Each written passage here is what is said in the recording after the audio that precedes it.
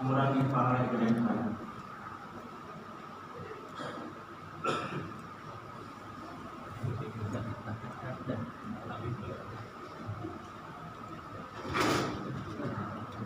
Mudah-mudahan kita mendapat rahmat dari Allah Subhanahu wa taala. Amin. Amin ya rabbal alamin.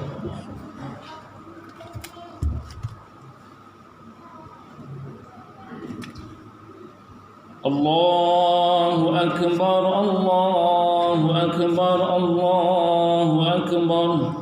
Allahu akbar, Allahu akbar, Allahu akbar. Allahu akbar, Allahu akbar, Allahu akbar. Allahu akbar kabira walhamdulillahi katsira. Subhanallah bukratan wa asila.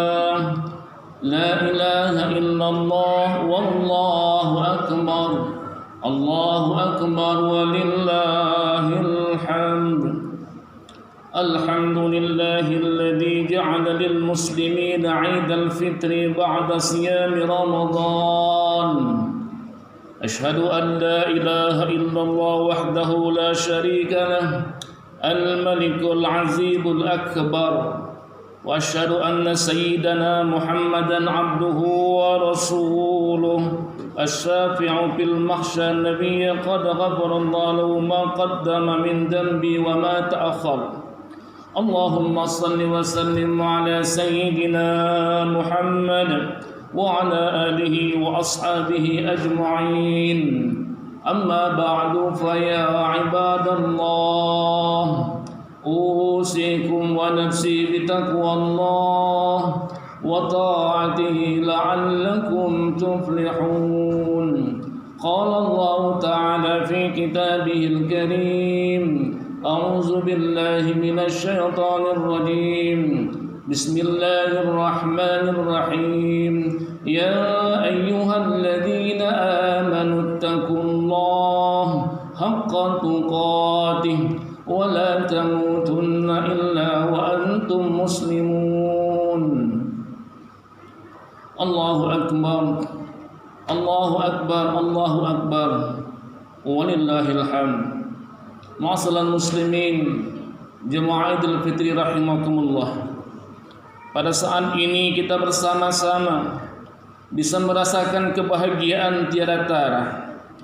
Kita sudah sampai pada hari di mana kita kembali fitri dan kita bisa menunaikan salat Id bersama dengan keluarga tercinta di tempat yang mulia ini.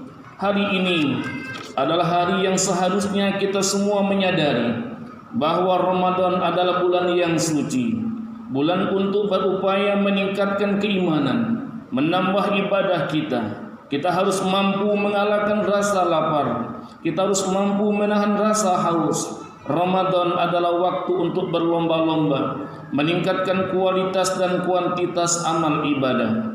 Bukan malah kalah dengan godaan syaitan yang selalu mengajak kepada kenikmatan makan dan minum, yang sebenarnya itu adalah sebuah dosa yang besar. Kini bulan suci Ramadan telah berlalu.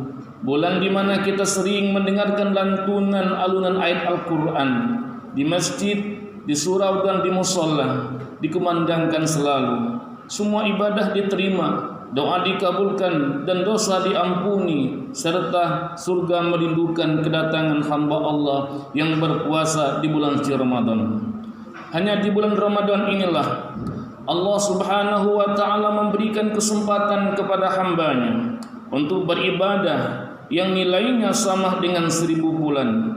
Allah telah menganugerahkan sebuah malam yang walaupun hanya 1 malam, namun apabila kita bertemu dengannya, berarti kita sudah beribadah sepanjang dan selama umur kita.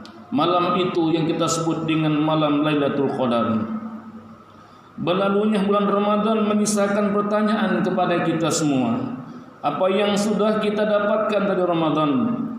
Apakah kita akan diberikan kesempatan lagi oleh Allah Subhanahu wa taala untuk dapat menjumpai Ramadan tahun depan?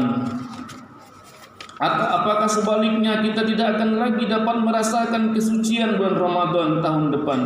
Kita akan berpisah dengan orang yang saat ini ada di samping kita.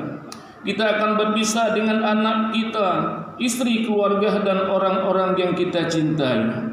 Ya Allah, anugerahkanlah kepada kami umur yang panjang untuk senantiasa beribadah kepadamu. Bukakanlah pintu rahmat dan taubat-Mu ya Allah. Kami minta kepadamu pintu taubat belum terkunci, dan Engkau akan senantiasa menerima amal ibadah kami ya Allah. Allahu Akbar, Allahu Akbar, Allahu Akbar, walillahil hamd. Pada hari ini Allah Subhanahu wa Ta'ala telah memerintahkan kepada kita untuk senantiasa mengagungkan nama dan ciptaannya dengan lantunan takbir, lantunan tahmid dan tahlil. Setelah kita sempurna puasa di bulan suci Ramadan yang diwajibkan oleh Allah Subhanahu wa Ta'ala, maka kewajiban kita adalah untuk mensyukuri terhadap nikmat yang telah Allah berikan kepada kita. Sudah selayaknya lah kita bersujud, kita bersyukur seraya berharap semoga kita termasuk orang-orang yang mensyukuri nikmat Allah Subhanahu wa Ta'ala. Sebagaimana firman Allah yang berbunyi, A'udzubillahi minasyaitonir rajim. Bismillahirrahmanirrahim. Walitukmilul iddata walitukabbirullaha ala ma hadakum wa la'allakum tashkurun. Dan hendaklah kamu menyempurnakan bilangannya dan mengagungkan Allah atas petunjuknya yang diberikan kepada kamu. Semoga kamu bersyukur kepadanya. Surah Al-Baqarah 185. Dengan takbir yang kita kumandangkan saat ini, mulai sore kemarin, setelah solat maghrib, kita juga meneguhkan dalam hati kita bahwa Allah adalah zat yang paling besar. Ketika takbir kita kumandangkan, saat berpuasa kita juga meneguhkan untuk mengecilkan pengaruh hawa nafsu dan mengagungkan kebesaran Allah di dalam sanubari kita. Lalu apa sebenarnya tujuan kita selalu bertakbir dalam kehidupan kita? Takbir mengajak kepada kita untuk senantiasa mengecilkan hal-hal duniawi yang sering kita besar-besarkan dalam kehidupan kita. Dalam keseharian kehidupan, kita harus mengakui bahwa sering kita takbir dalam solat, namun di luar solat kita masih sering mengagungkan kekayaan, kekuasaan dan jabatan kita. Di luar solat kita masih dibanggakan dan diperbudak oleh hawa nafsu dengan memaksa orang lain untuk menuruti kemauan kita.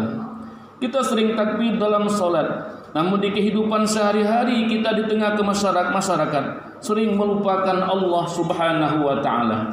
Mulut kita bertakbir, namun hati kita ditutupi dengan rasa takabur, bangga dengan keakuan kita. Kita sering merasa paling penting, paling hebat dan paling segala-galanya. Kita sering memanfaatkan jabatan kita, harta dan gelar yang seharusnya dipergunakan untuk kemaslahatan umat.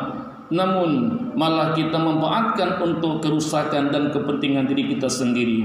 Kaum muslimin jemaah Idul Fitri rahimakumullah, dalam kehidupan kita sering tidak lagi mengaplikasikan firman Allah Subhanahu wa Ta'ala dan hadis Rasulullah SAW tentang sifat kejujuran, keikhlasan, kasih sayang dan amal soleh.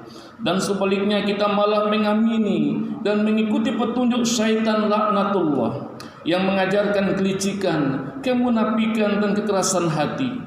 Kebesaran Allah Subhanahu wa Ta'ala yang selalu kita besarkan dalam solat dan doa telah kita lupakan dalam kehidupan alam nyata kita.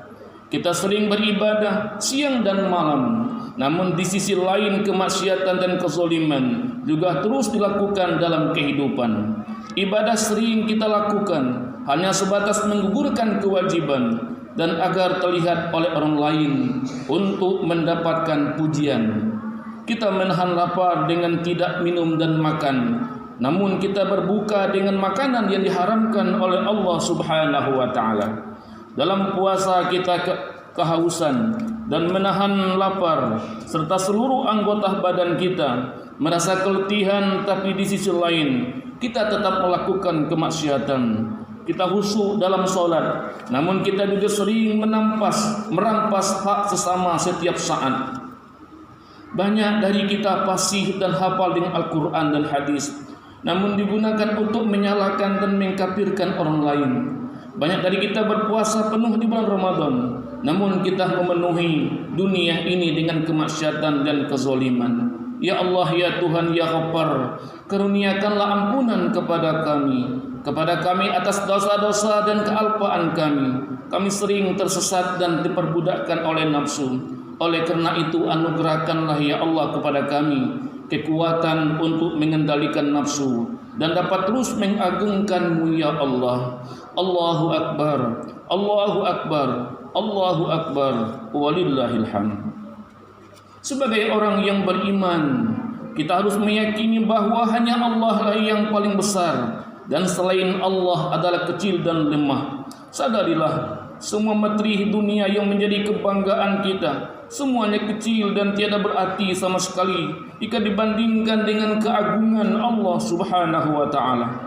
Dalam kehidupan yang fana ini, tidak patut bagi kita mendewa-dewakan kekayaan dan jabatan kita. Semua itu akan kita tinggalkan, karena semua hanya sebuah titipan belaka yang suatu saat akan diambil kembali oleh sang pemiliknya, yakni Allah Subhanahu wa taala.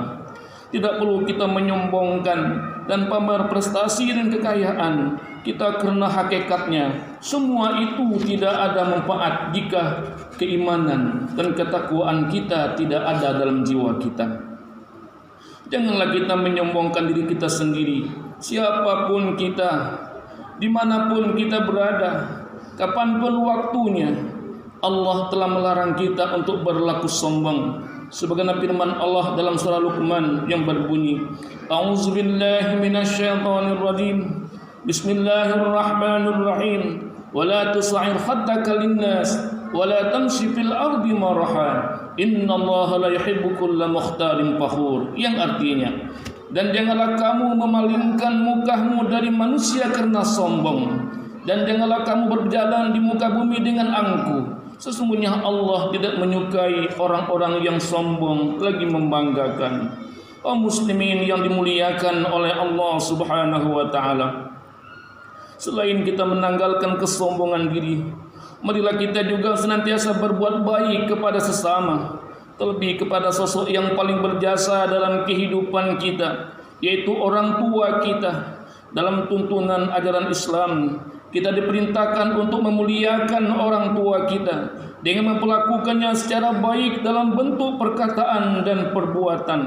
Orang tua kita adalah jimat di dalam dunia ini. Keridhaan orang tua adalah menjadi sumber kesuksesan daripada kehidupan kita di alam dunia. Sebaliknya, kemarahannya adalah merupakan bencana dalam kehidupan kita. Ridallah bi ridal walidaini wasaqullah bi saqil walidaini. Keridaan Allah tergantung kepada keridaan orang tua, dan kemarahan Allah tergantung pula kemarahan kepada orang tua kita. Berkenaan dengan orang yang berbakti kepada kedua orang tua ini, dikisahkan di dalam kitab Irsadul Ibad halaman 155 sampai halaman 156. Pernah satu ketika Nabi Sulaiman alaihissalam mendapatkan perintah dari Allah Subhanahu wa taala untuk pergi ke tepi laut. Di sana akan menemui suatu hal yang luar biasa.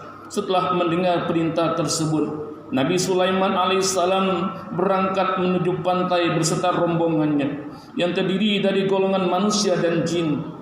Sesampainya di pantai, Nabi Sulaiman melihat ke kanan dan ke kiri, mencari tahu apa yang terjadi di sekitarnya. Teringat perintah Allah Subhanahu wa taala bahwasanya ia akan menemukan suatu hal yang luar biasa.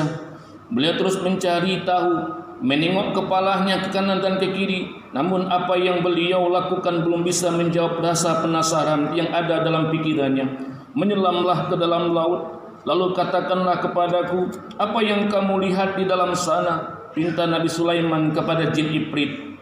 Lalu Ifrit pun menyelam ke dalam laut, mencari tahu apa yang terjadi di dalamnya. Beberapa waktu kemudian Ifrit muncul ke dasar laut dan menghadap kepada Nabi Sulaiman alaihissalam.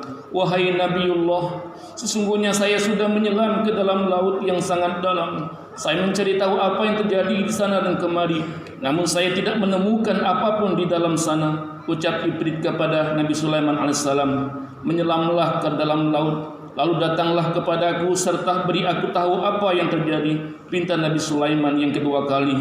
Menyelamlah Ifrit, dan selang beberapa waktu Ifrit pun muncul dan menghadap Nabi Sulaiman. Apa dikatakan Ifrit itu sama seperti yang pertama kali, masih belum menemukan hal yang luar biasa. Nabi Sulaiman akhirnya memerintahkan Asif Barkhia untuk berdoa kepada Allah Subhanahu wa taala agar memberitahu apa yang terjadi dalam laut. Asif Barkhia adalah menteri Nabi Sulaiman yang disebut dalam Al-Quran pada surah An-Naml ayat 40. Dia juga seorang waliullah yang doa diijabah oleh Allah Subhanahu wa taala. Beritahukan kepadaku apa yang terjadi dalam laut, wahai waliullah. Pinta Nabi Sulaiman kepadanya. Asif pun berdoa kepada Allah Subhanahu wa taala untuk menunjukkan apa yang terjadi. Setelah Asif berdahulu berdoa, tiba-tiba datanglah sebuah benda berbentuk kubah yang mempunyai 4 pintu. Satu pintu terbuat dari batu intan, satu pintu terbuat dari batu yakut, satu lagi terbuat dari batu intan putih, dan satu lagi terbuat dari batu zamrud. Semua pintu terbuka dan tidak ada satu setetes air pun yang masuk ke dalamnya. Padahal benda tersebut berada dalam laut yang sangat dalam, sama seperti 3 kali perjalanan menyelamnya Ifrit yang pertama. Lalu benda yang berbentuk kubah tersebut diserahkan kepada Nabi Sulaiman AS. Tiba-tiba di dalamnya terdapat seorang laki-laki yang tampan, memakai baju yang serba putih dan bersih badannya. Pemuda itu pun sedang melakukan salat. Lalu Nabi Sulaiman masuk ke dalamnya dan memberikan salam kepada pemuda itu. Pemuda itu pun mempercepat solatnya dan menjawab salam Nabi Sulaiman. Sebab apa yang kau bisa berada dalam laut ini? Wahai, tanya Nabi Sulaiman kepadanya. Wahai Nabiullah, katanya, sesungguhnya bapak saya adalah seorang laki-laki yang lumpuh dan ibu saya adalah seorang wanita yang buta. Saya merawat keduanya selama 70 tahun. Saya merawat keduanya dengan penuh kasih sayang. Ketika ajal menjemput ibu saya dan berdoa kepada Allah, ya Allah, panjangkanlah umur anakku dalam keadaan selalu takwa kepadamu ya Allah. Dan ketika ayah saya wafat, dia berdoa kepada Allah, ya Allah, tempatkanlah anakku ini di tempat yang tidak ditemukan oleh setan. Cerita pemuda itu kepada Nabi Sulaiman alaihissalam. Sejenak keduanya terdiam. Setelah saya memakamkan kedua orang tua saya berjalan-jalan ke tepi pantai untuk menghilangkan kesedihan saya. Lalu saya melihat kubah yang bercahaya. Kubah tersebut sangat indah. Saya masuk ke dalamnya untuk melihat keindahan kubah tersebut. Lalu datanglah malaikat dari beberapa malaikat. Malaikat tadi membawa kubah tersebut ke dalam laut, sedangkan saya berada di dalamnya. Ucap pemuda itu kepada Nabi Sulaiman. Pada zaman siapa kamu mendatangi pantai itu, wahai pemuda? Tanya Nabi Sulaiman. Pada zaman Nabi Ibrahim alaihissalam, jawab pemuda itu. Sejenak Nabi Sulaiman berdiam, mengingat kembali sejarah. Begitu terkejut Nabi Sulaiman ketika mengetahui bahwa jarak Nabi Sulaiman dengan Nabi Ibrahim itu kira-kira 2400 tahun. Begitu panjangnya umur pemuda, dan yang anehnya lagi tidak jumpai satu helai rambutnya yang beruban. Lalu bagaimana kamu bisa mendapatkan makan dan minum? Tanya Nabi Sulaiman. Wahai Nabiullah, setiap hari datang kepadaku seekor burung yang membawakanku makanan sebesar kepala manusia. Saya memakannya, saya merasakan kenikmatan yang bercium belum pernah saya rasakan di dunia. Setelah saya memakannya, saya tidak lagi merasa lapar, haus, gerah, dingin, tidur, kantuk, dan sifat-sifat yang dirasakan oleh manusia. Kata Nabi Sulaiman, wahai pemuda, maukah kamu ikut denganku di kerajaanku, atau kamu ingin kembali kepada tempatmu, Nabi? Kata Nabi Sulaiman. Apa kata pemuda itu? Ya Nabiullah, tolong kembalikan aku ke dalam laut, tempat semula. Lalu Nabi Sulaiman memerintahkan kepada Asif Barkhia untuk mengembalikan pemuda itu ke tempat semula. Saat itu juga pemuda itu hilang dari pandangan Nabi Sulaiman beserta rombongan. Kaum muslimin sedang yang dimuliakan oleh Allah Subhanahu wa taala. Kisah tersebut memberikan gambaran kepada kita begitu pentingnya bagi kita untuk berbakti kepada kedua orang tua kita, karena orang tua kita adalah segala-galanya bagi kita. Kita tak akan masuk surga lantaran kita durhaka kepada kedua orang tua kita. Inilah saat penting bagi kita untuk berbuat baik kepada mereka. Inilah ladang amal bagi kita selaku anak yang berbakti kepada orang tua. Jika kita dengan ikhlas peduli memberi kasih sayang dan bantu pun meringankan beban hidupnya, yakinlah surga balasannya. Jasa dan perjuangan mereka tidak akan bisa kita balas dan bayar dengan lunas.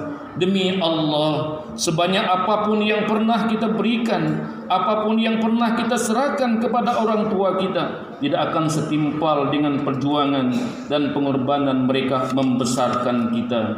Mari kita ingat perjuangan mereka. Ketika kita masih kecil tak bisa berbuat apa-apa, dengan penuh cinta mereka menggendong kita, mencium kita, merawat kita sampai kita seperti sekarang ini. Bagaimana sebaliknya ketika saat ini mereka tergeletak sakit sendirian di rumahnya, sempatkah kita menengoknya? Berapa kali kita mengusap keningnya, menyuapinya dan menggantikan pakaiannya ketika ia terbaring sakit di atas tempat tidurnya? Seringkah kita memeluknya dengan penuh cinta sembari tersenyum sebagaimana ia lakukan ketika kita saat kecil dulu? Kaum muslimin rahimakumullah, di hari Idul Fitri ini, waktu yang sangat tepat bagi kita untuk meraih kedua tangannya yang sudah tampak keriput dimakan usia. Rengutlah tubuhnya, ciumlah tangannya yang dulu kekar mengasuh kita namun sekarang sudah lemah, seraya bersimpuh meminta maaf kepadanya. Mintalah keridhaan,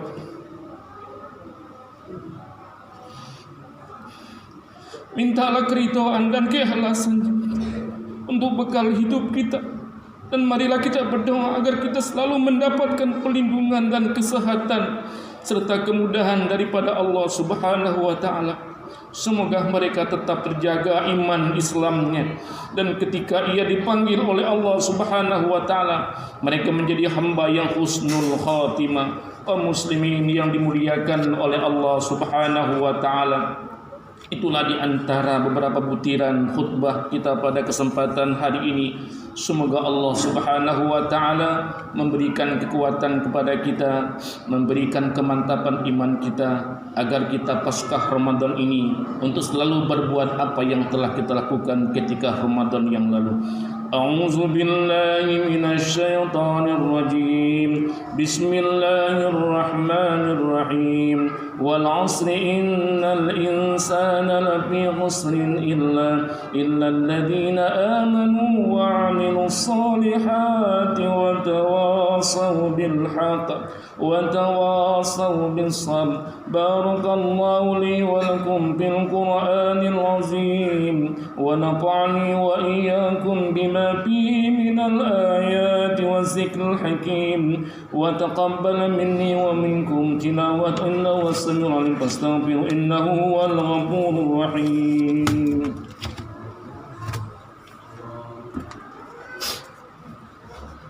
اللهم صل على سيدنا محمد وعلى آله سيدنا محمد. Allahu akbar, Allahu akbar, Allahu akbar, Allahu akbar, Allahu akbar, Allahu akbar, Allahu akbar, Allahu akbar kabira, walhamdulillahi katsira, wa subhanallahi bukratan wa asila.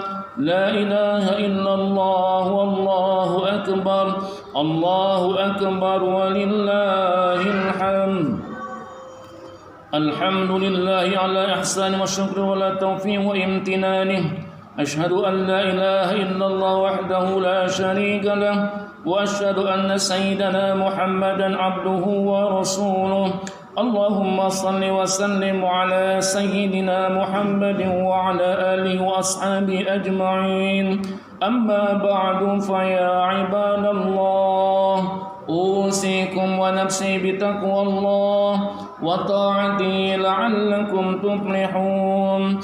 Qala Allah ta'ala fi kitabihil karim, a'udzu billahi minasy syaithanir rajim. Bismillahirrahmanirrahim. إن الله وملائكته يصلون على النبي يا أيها الذين آمنوا صلوا عليه وسلموا تسليما اللهم صل وسلم على سيدنا محمد سيد المرسلين وعلى آله وأصحابه وذريته أجمعين ورضى اللهم على أربعة الخلفاء الراشدين سيدنا أبي بكر وعمر وعثمان وعلي وعلى بقية الصحابة والتابعين وتابعين ومن تبعهم بإحسان إلى يوم الدين وعلينا معهم برحمتك يا أرحم الراحمين